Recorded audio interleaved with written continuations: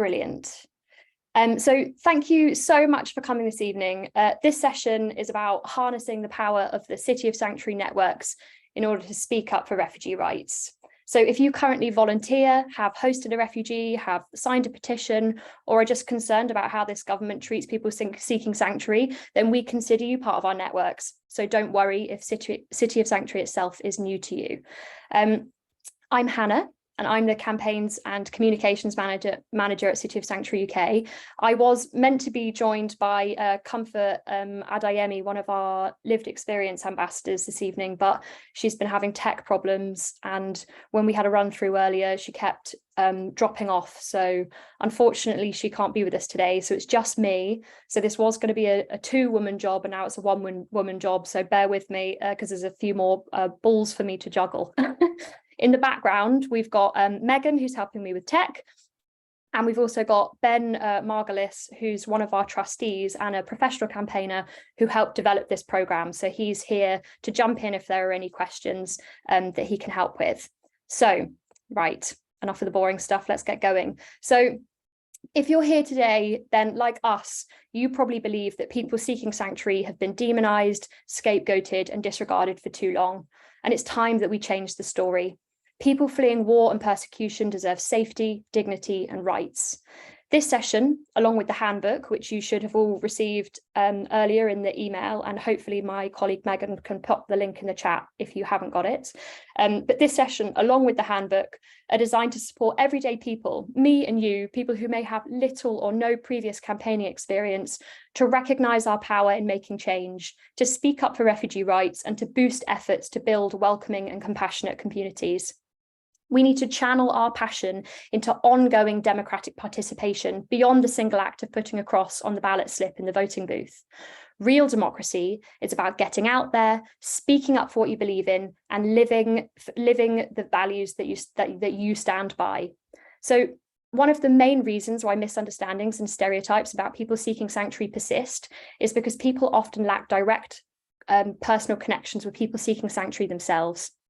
City of Sanctuary's theory of change is built around the idea that people have the chance to come together and recognise their shared humanity, then they are far more likely to stand up for each other's rights. Compassion turns to action. So this Speak Up for Sanctuary programme is about supercharging that idea, and we hope that it will give you the tools and the confidence you need to stand up, speak up, and turn your compassion into action.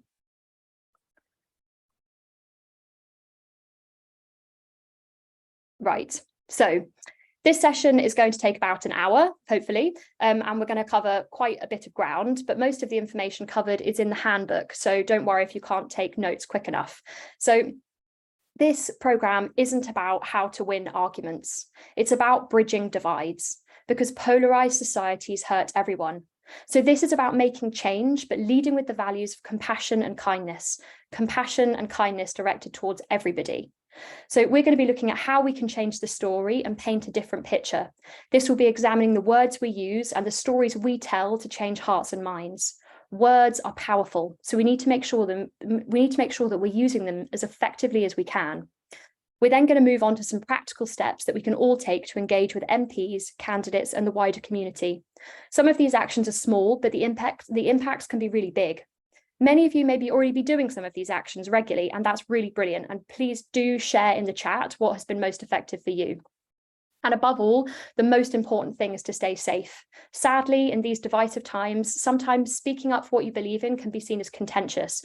So we're going to give you a few tips on how to avoid and calm possible conflicts as well. So much of this programme is about the power of storytelling and conversation. So I want this session today to be a safe space where people can share their experiences and stories if they want to. So please, can we listen and show kindness to everyone else who's here today? So before we kick off, I want to start with a little moment of inspiration. You are part of a movement. Together, we can build a UK that is a true place of welcome for those who are fleeing war and persecution. The hostility and division that we face today is by design. And so, in turn, the welcome and compassion that we want to see must also be by design. So together, throughout this session and using the handbook, we're going to be drawing up the blueprints for that. So why you? This is about the power of authentic expression. When we speak from the heart about something that we're really passionate about, people will listen. People aren't hugely trusting at the moment, but we do trust the voices of the people that we know. So the small conversations we have with people can have a really big impact. Why now? The skills you learn are relevant at any time, but we all know that there is a general election just around the corner. And whatever colour of the new government, we have the chance to break the cycle of scapegoating refugees.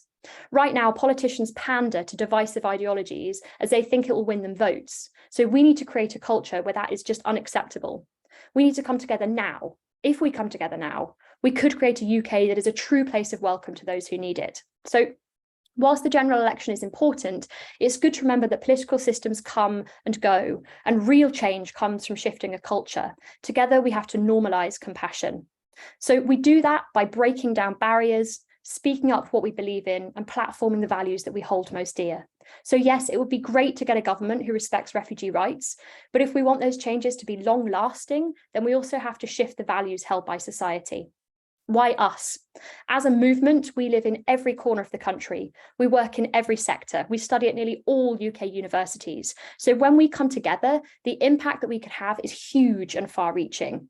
Each and every one of us shares the same vision of welcome. So now we need to put our compassion into action and work to make that vision a reality. We can all play a part, whether it's something small and quick or more time-consuming. Now is the time for all hands on deck. So let's get going. So first, we're going to look at our strategy, then we're going to move on to some practical actions, and then we'll end with breakout rooms to discuss what we could each be doing next. Our strategy is simple. We're going to speak from the heart, we'll change the story, try and get others on side, and where possible, we'll avoid and calm conflict. But before we start, I would like to do a really super quick poll, asking you right now, who feels confident speaking about refugee rights? And this session and the handbook are designed for people who might not feel equipped at all. So don't worry if you don't feel confident, because I'm hoping that we can change that. And I'm hoping that Megan is going to be able to put a poll up. I can't see if she has. So have you done that, Megan? I have. So brilliant. At the moment, it looks like most people are ticking themselves as a little bit confident. A few are quite confident. So very much skewed in the middle, but we'll give it another few seconds. Brilliant. Yeah, I mean, this definitely is our hope, is that we can boost the people who are a little bit confident, and for those who already feel confident, maybe we can add a few more tools into your tool belt. How are we looking now, Megan? I'll give it 5 more seconds. So anyone still remaining who needs to vote, and then I'll end the poll and I'll show the final results. Brilliant. Thank you very much. So everyone should be able to see now that vast majority of people say that they're a little bit confident. About 49% of the people on the call, 40% of the people say that they're quite confident, and a strong 5% say that they're very confident. Brilliant, excellent. Well, yeah, props to the 5%. But yeah, hopefully through this and through working with the handbook that you should have all received, we're going to hopefully push a few more people into that 5%. Okay, so you do not need to be an expert to make a difference. You don't need to know everything about a specific issue. You don't need to remember hundreds of facts and stats. What's far more important is to understand why you care about these issues. So to kick off and to get us doing a little bit of soul searching, it would be great if we could take just a few seconds now to reflect on what compelled you to come to this session today. And if you feel comfortable, please do share it in the chat. What events, thoughts, or feelings made you want to speak up for Sanctuary today? So yeah, please do just share your thoughts in the chat. That would be great. What were your motivations for coming today?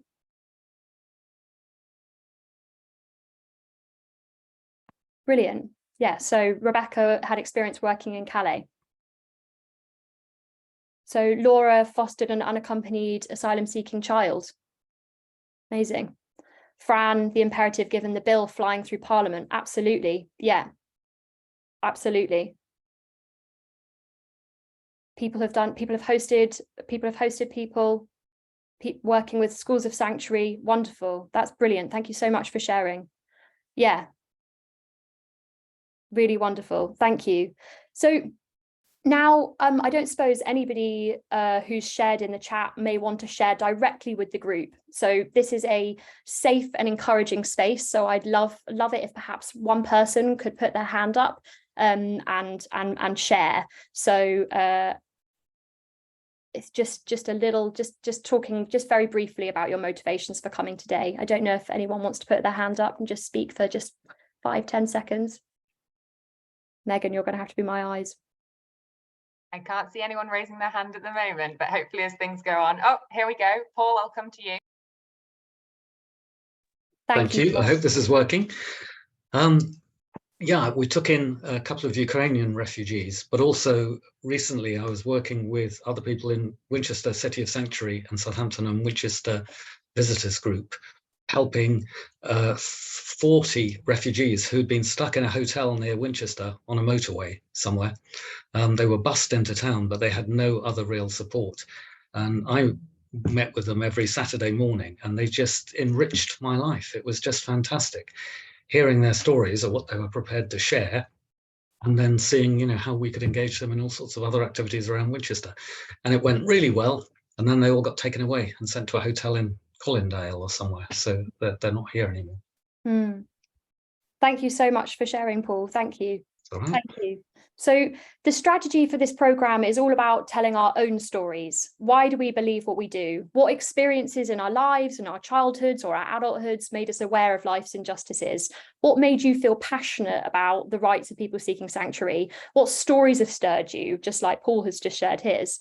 Why is it important for you to do something? So I'm not asking these questions theoretically, I really am asking them. And before I ask you to, a few more of you to share some of your stories, I thought I'd share mine. So in 2016, when I was 24, I took a week off work to go and do some volunteering in the Calais jungle. But to be brutally honest, I was mostly going to visit my brother who was working in the camp. And I'd never been anywhere like it in my life. And I had no idea that people could be forced to live in that way so close to where I lived. It took just a few hours for me to get there, but it was so outside of the realms of my world that I might as well have gone to space. And afterwards, I could get a lift chair back to London, and the brilliant, funny, clever people that I just met were left to risk their lives trying to make the same crossing in small boats or in the backs of lorries. And the only difference between us was a piece of paper. And it seemed absurd to me, and it was brutally unfair. And the experience was life-changing. So the reason why I tell you that is because you don't have to have an impressive story to have impact. Most people don't.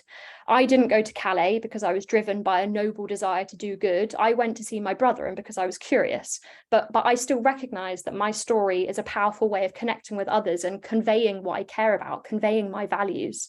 So in the handbook, I encourage you to spend some proper time reflecting on these questions. But let's take a little bit of time now to reflect on why we care. What are the real origins of our passion? Have you experienced injustices firsthand and want to make sure that nobody else does? Perhaps since childhood, you wanted to make the world a better place, or perhaps like me, you have a catalyst moment. And again, if you feel comfortable, please do share your thoughts in the chat box. Don't worry about telling a full story, just a particularly impactful moment or experience or conversation would be wonderful. And I know some of you have already done. So if you haven't done, please do so. Otherwise, I can read through some of the ones that have already come before. Marie said, I hate the people what people say about people seeking sanctuary. My parents were economic migrants looking for a better life, and they worked hard for their new country. I don't know if anybody else wants to share as well. You don't have to tell a full story, just a moment would be wonderful.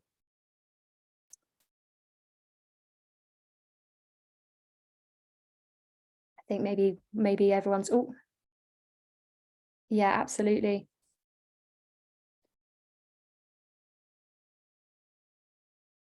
Chris, you had experience of being discriminated against. And Chris Rose, absolutely, the tragedy of people drowning in the Channel. Yeah, loads of stories. Wonderful. Thank you so much. Would any of you, like I did, like to share your story again, and also like Paul did? I'm hoping that maybe one or two of you might want to do that. So put your hands up if you do. Much of this program is about the power of stories and conversation. So if you're feeling brave enough, it would be great to hear from you. It looks like Sally's got her hand up. So Sally, would you like to share your story? Thank you. There's a few similar stories to mine. So I'm the granddaughter of refugees. And when people talk about it and they say things about kinder transport, now say, well, what about children today? And do you know we had kinder transport because you wouldn't let adults come over? So trying to draw the parallels without trying to make people feel too guilty. But I do have a background in campaigning and organising, so that's helpful. I'm quite confident. And I think there is something there when you get more confident about dispelling the myths. That's wonderful. Thank you so much, Sally. Thank you. So the stories that we tell, like the story that I told you, like Sally's story, they're compelling to others. They are unique and they're heartfelt, and they will make us stand out to decision makers and change makers like MPs. These stories belong to us, and as such, they're difficult to disagree with. Someone could doubt a statistic, but they can't quibble with how you felt in a particular moment, or the way that you were raised, or the experiences of your grandparents. So our passion is our power, and these stories are the way that we can bring others on board. Finally, these stories are a good motivator to ourselves to keep going. We can take it for granted that we care, but having the origins of why we care written down in black and white can be a great source of inspiration and energy when fuel is low in the tank. Okay, so when we're countering, when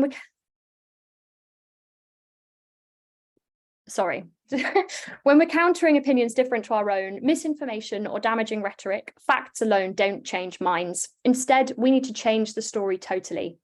This is a real skill, but something that we should practice in our daily lives, in our social media posts, and in the way that we communicate with change makers. It's been shown that when we repeat what we are trying to discredit, we only further reinforce it. Repetition is not our friend. So a poll in 2020, almost 2.5 years after the EU referendum, showed that 42% of the British public still believed the widely discredited claim that Britain sent £350 million a week to the EU. Now, that's down to the amount of times that number was repeated, even when it was being done so to show it as nonsense. So our brains are naturally inclined to trust statements that are easier to process, and something that feels familiar, something you've heard before, is easier to process. So whilst it's tempting to bust myths, in many instances, by doing that, we're only giving those myths more airtime. So you can read more about this and find the source material in the handbook. So do take a look at that. So what do we do instead? We need to paint a different picture, and we do that by leading with our shared values. These values might be one of family, friendship, justice, liberty, equality, or social harmony. So, as an example, if someone was to ask me, why don't people stay in France? I might reply with something like, I suppose I'd ask myself what safety looks like to me. Sure, it's an absence of danger, but it's more than that, though. It's about feeling comfortable and accepted, being with friends and family, having opportunity. I wouldn't really feel safe if I was alone in a country where I couldn't speak the language and didn't know anyone. Comparatively, very few people come to the UK, but the ones that do often have family connections or can speak the language, so they know they can get to work quicker. And I know that I would definitely do the same. So this reply is clearly from my perspective, not some disembodied factoid. It feels personal, not theoretical, and we're leading with safety, which is something that we all value and we all want. So if you'll let me, let's spend 30 seconds now thinking about the kind of values that we could lead with in response to somebody saying that we should be looking after British people, not people seeking sanctuary. So this exercise isn't about thinking about facts. Think of the emotions, the values that come up, the things that you hold dear that you could use to respond with. So don't worry about coming up with whole responses, just some keywords would be great. So if someone was to say, we should be looking after British people, not people seeking sanctuary, what values or emotions or things that you hold dear could we use in our responses? Robert says we should try and look after everyone. Absolutely, yeah.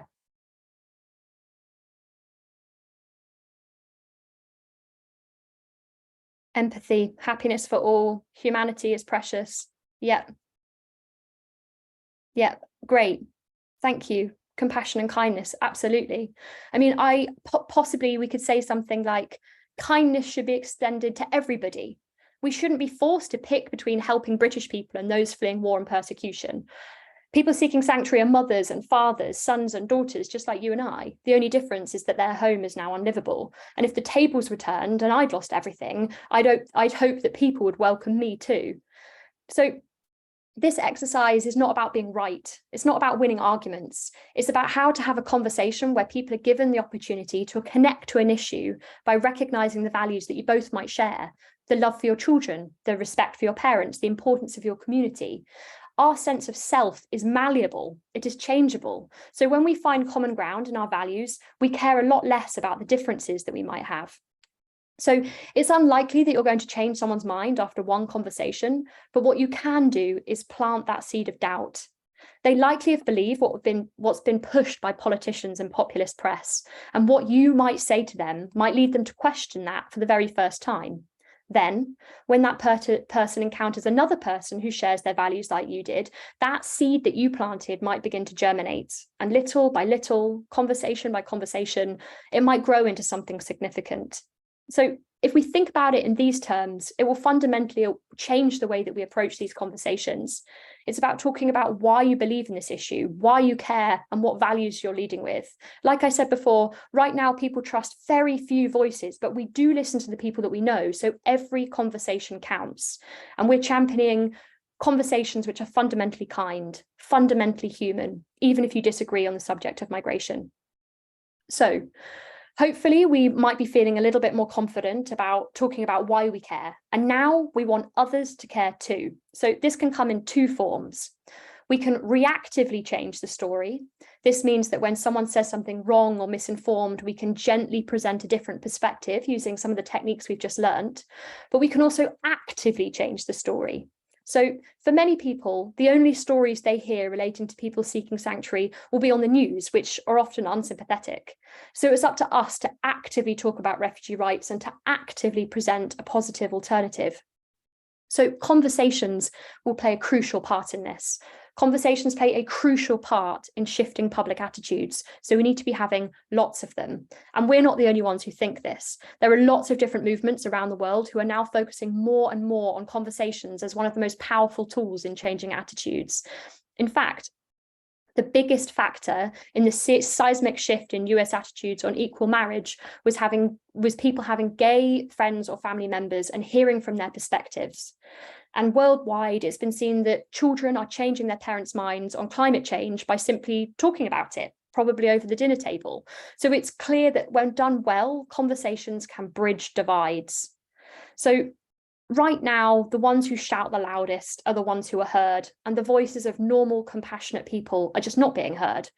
And what we all think isn't unique. But if we don't state our position, if we don't talk about why we care, then others who think the same as us will think that they're outliers rather than the norm. So we need to all be talking way more than we are.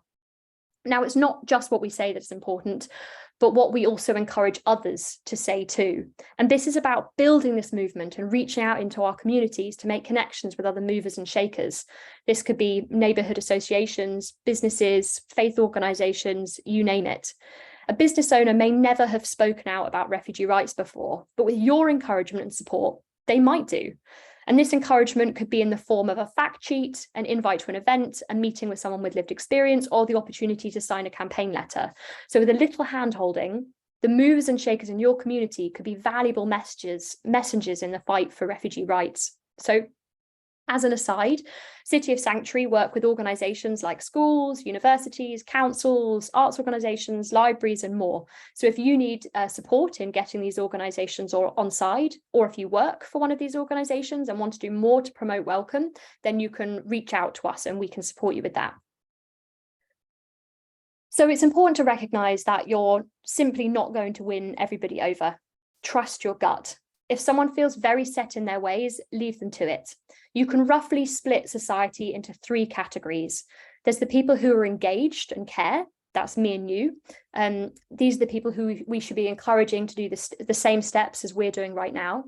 There's the people who are very opposed to immigration and are very set in their ways, and they're the people who are going to really struggle to get on side. And then there's what we call the persuadable middle, the people currently on the fence. They probably believed some of the hostile messaging pushed by the government, but they can be swayed. And these are the ones that we should focus our energy on. So when we come across people who push against what we're saying, it's worth reminding ourselves that whilst it's tough, it's actually good to have debates about these things. And as we've learned previously, practice is key. Have some answers or responses prepared. Remind yourself of your values and why you care. You can draw on these when you need to. Think about your own personal context. Are you a parent, a teacher, someone in the LGBTQI community? Can you draw on your own experiences to help humanize these topics and find common ground? As I said before, our sense of self is extremely malleable. So when you find common ground with the person that we're talking to, they're far less likely to focus on any differences we might have. There are no right responses, but there are good responses. So when we talk to people whose opinions differ from our own, the best thing we can do is not dismiss their concerns. It might feel frustrating, but meet them where they are rather than where you want them to be. Listen and try to understand where they're coming from. So in 2016, there was a study published in the journal called Science. And again, more recently, there was a new peer-reviewed study.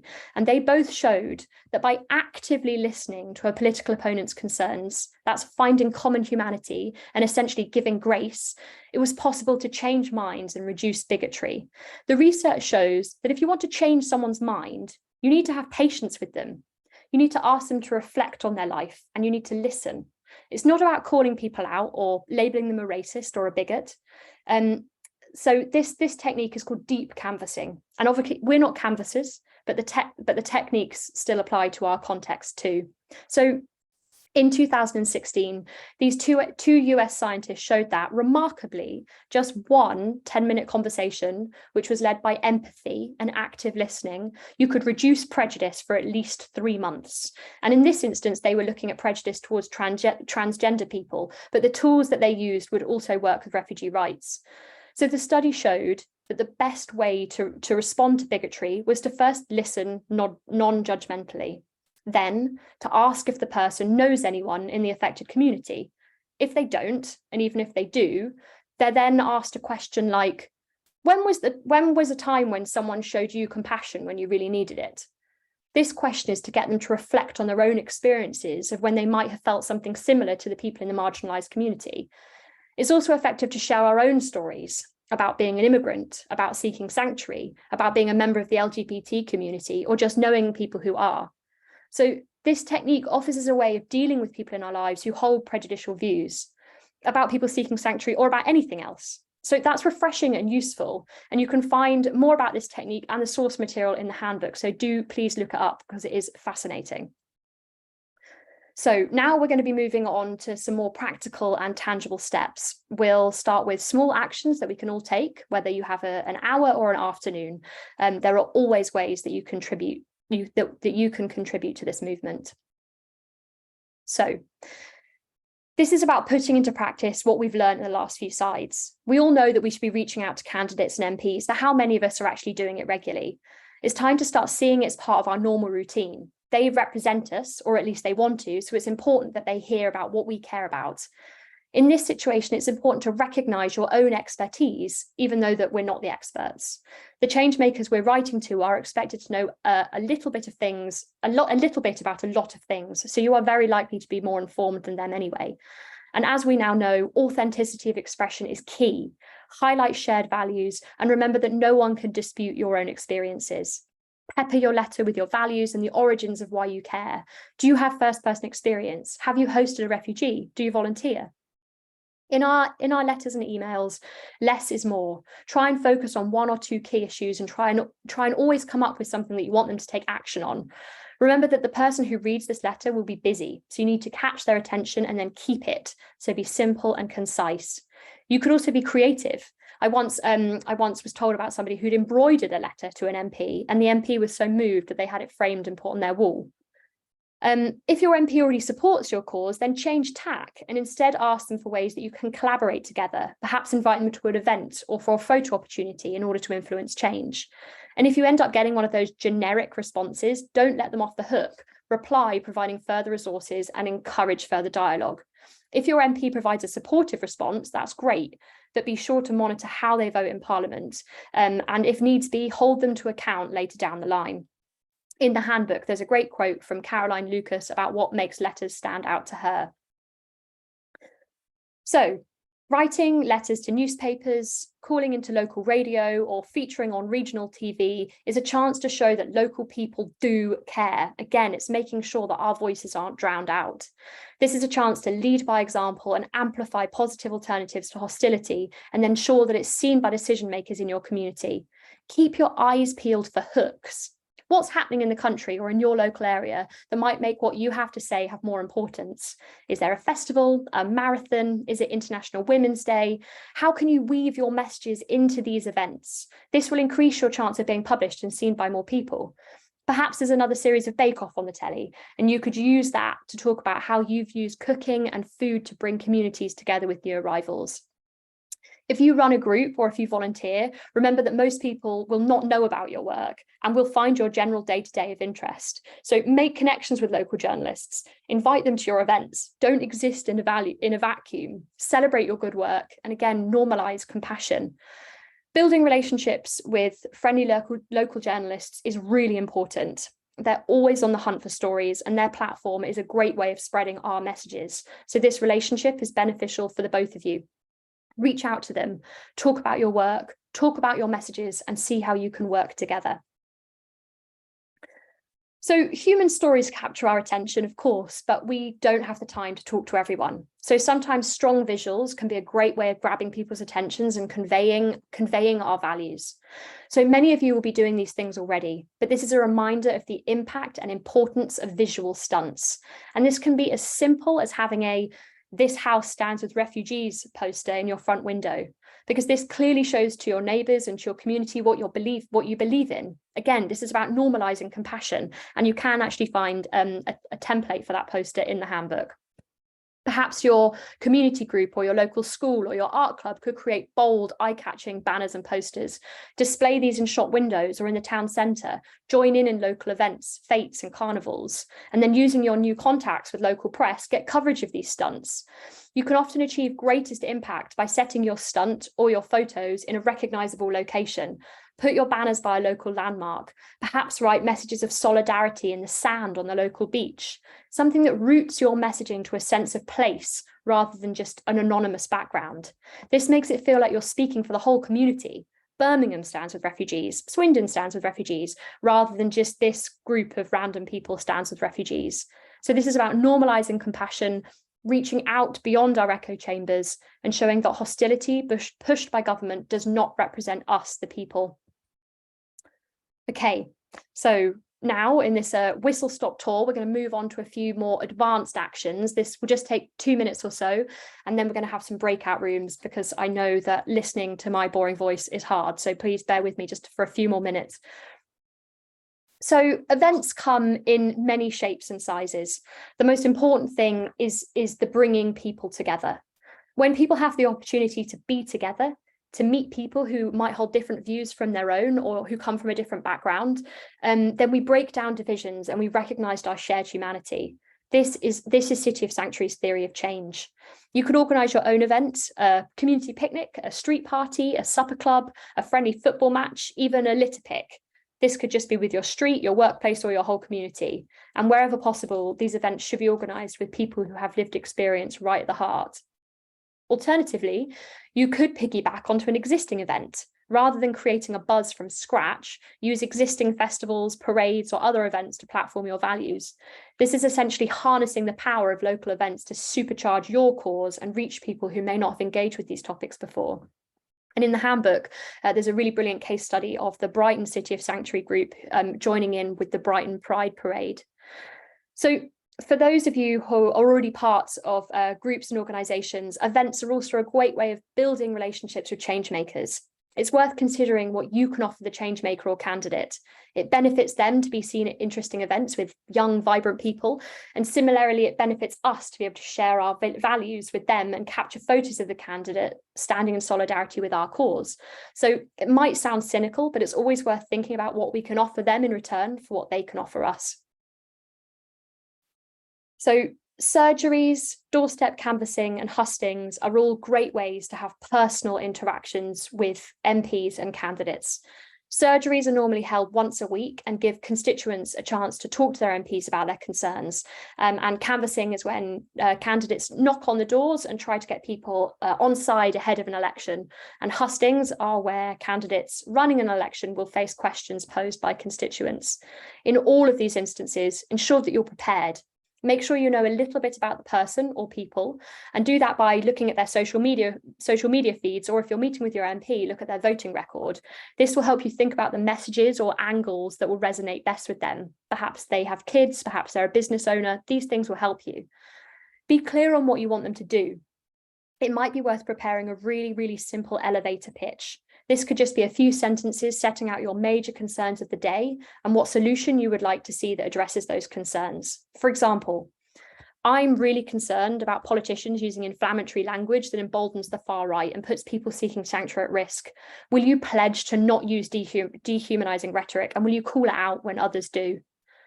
So the more we have conversations about these topics with our friends and family, the more easily these conversations with candidates and MPs will come. By talking regularly, you'll feel far more prepared. And as we've learned before, this isn't about debating the other person. It's about speaking from the heart to explain why this issue means something to us. For instance, I could say, when politicians use dehumanizing language, my friends experience more hate. There is a direct correlation. I work with people seeking sanctuary, and they report feeling far more scared and unsafe when politicians use this language. Everyone should feel safe in our community. Finally, if you don't have lived experience yourself, wherever possible, bring in the experiences of people who do, because MPs often don't hear from people who have been through the asylum system. And sometimes hearing from people who have this lived experience directly can have the most impact. Last year, after meeting with a group of people with lived experience, MP Christian Wakefield apologised publicly in the Commons for how he'd spoken about people seeking asylum. He said, "I want to go on record and say that what I said was wrong, and I'm sorry for saying it." So that shows how incredibly important it is to bring in the experiences of people who have been through the asylum system. So wherever possible, always do. Okay, I've done a lot of talking and you've been very patient with me. And obviously the purpose of this programme is to encourage conversations. So I would like now to put you into breakout rooms for about 15 minutes, 10 to 15 minutes, so we can start sharing ideas and reflections. So before people drop off, if they're scared of breakout rooms, this is going, I can see a few of you leaving. This is a very safe and supportive place where we're going to be celebrating each other's efforts, and there's absolutely no pressure to speak if you don't want to. So please respect each other and do make space for those who might speak less, and absolutely no pressure if you don't want to speak. So in our breakout rooms, there's going to be about 5 of us in each room, and it would be great if we could discuss what we're currently doing to speak out for refugee rights, share with your little group what's working, and if you're right at the start of your journey, that's great too. Share your motivations for coming today. Then it would be great to look forward and reflecting on the points covered in this presentation. Where in your community could you be speaking up for sanctuary more? What opportunities are there? What connections do you already have or could you be making? And then finally, it would be great to reflect on what barriers you might face. We want our plans to be realistic. So as a group, can we think of what support you might need to overcome these barriers? So if Megan could kindly pop you into groups, that would be fabulous. And we'll bring you back in about 10 to 15 minutes.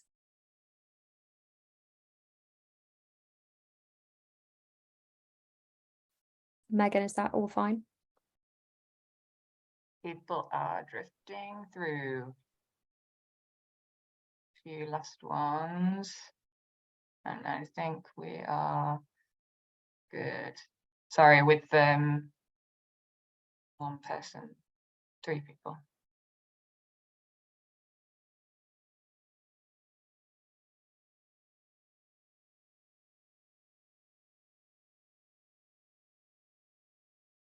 It looked like everyone was just leaving the Zoom call entirely, but presumably they're going into the breakout rooms. Yeah, so most people are. Brilliant. So thank you so much, everyone. I hope you had interesting conversations. And if you had any particularly interesting ideas, please do pop them in the chat so the whole group can see. So I totally recognise that talking about these subjects isn't easy, and reaching outside of our echo chambers really isn't easy. So the most important thing that we can do is practice. And the best way that we can practice is by chatting. Talk. The more we chat, the easier talking about these things will become. And you can also properly practice. Sit down and work out which of these values and messages you could use to counter the recurring misinformation or hostility that you hear. And then practice those responses on the bus, in the shower, and with your family.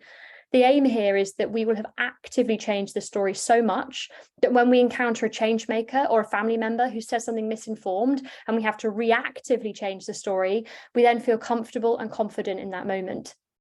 It's far more likely that you'll stick with this if you're not alone. Can you start down this path with a friend? If you're not already in a City of Sanctuary group or another refugee support organisation, then see if a like-minded friend wants to commit to speaking up for refugee rights with you. You can practice together and you can celebrate each other's actions. It's also worth working out if you live in a strategically important location. If your constituency is a swing seat, which only needs a small number of votes to change the result, then supercharge your efforts to share your values and encourage people to use their votes to stand up for welcome and compassion. Has your area experienced a surge of far-right activity? Then get connected with like-minded people and encourage those with influence to stand up for refugee rights too. Counter hostility by working with your local media to platform good news stories celebrating community, welcome and solidarity. And in both of these instances, get organised. You may want to get together with people, with other groups and people, and audit the resources that you have. Who has space for you to meet in so you can practice these skills? Who has communication skills so you can reach others via social media? Who has a pot of money that you could use for posters and so forth? We're exponentially more impactful when we pool our resources together. So if you'll let me, I'd like to set you a little bit of homework. So this week, spend some time to sit down and really soul search your motivations for stepping up. Start working out your own story. The week after that, start testing it out. Challenge yourself to actively talk about refugee rights, your motivations and your values with someone who you wouldn't normally talk about these things with. Go slow. See how it makes you feel, see how people respond, and then adjust accordingly so you feel more comfortable. Conversations are powerful, so we need to start having lots of them. So in the handbook, there's a handy series of tick boxes at the back to help you chart your progress and to encourage you to keep going.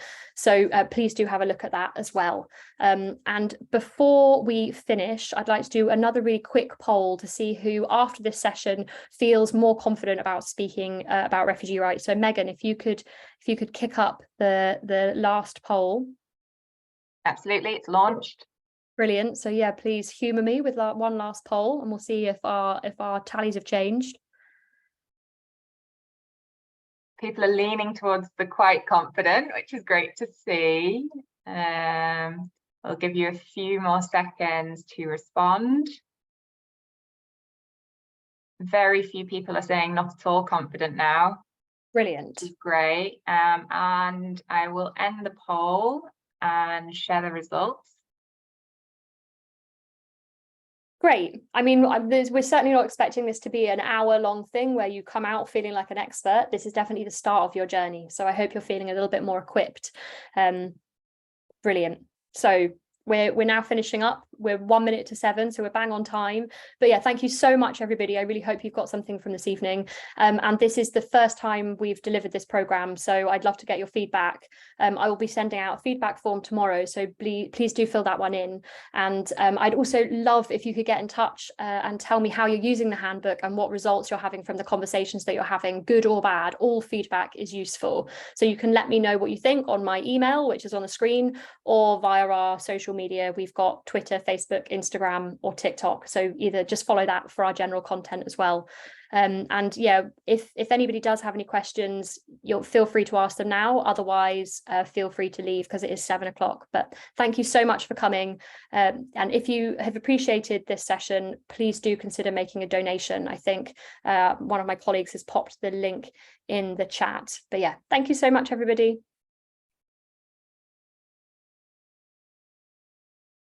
Do you want to stop recording?